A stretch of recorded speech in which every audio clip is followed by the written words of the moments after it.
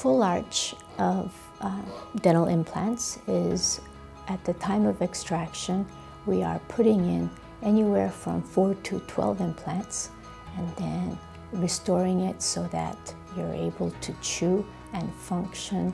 with something that's permanent and not removable. If someone has teeth, we would remove the teeth,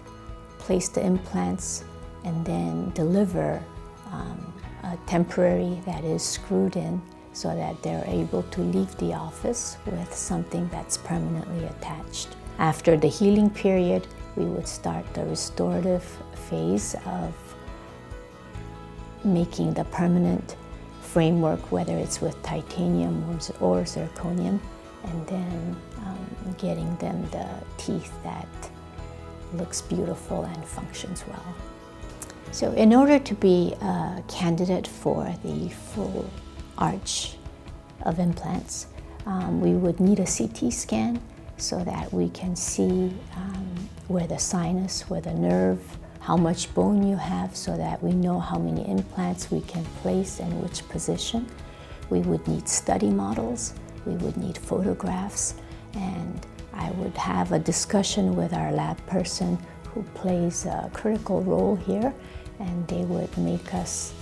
surgical guides, surgical stents, reduction guides, and they also make the temporary that we will be delivering on the same day of the procedure, so that when the patient leaves the office, they will have a temporary that's usually permanently placed while the implants are healing in their jaw. So when the final prosthesis is delivered, patient goes out with a beautiful smile. The reactions that I have is they come back to say that they have tasted a fresh apple, biting into a fresh apple, chewing into a good steak, and I have seen patients who gain weight because of this, but it is no comparison to what they've had in the past when they can chew and smile comfortably.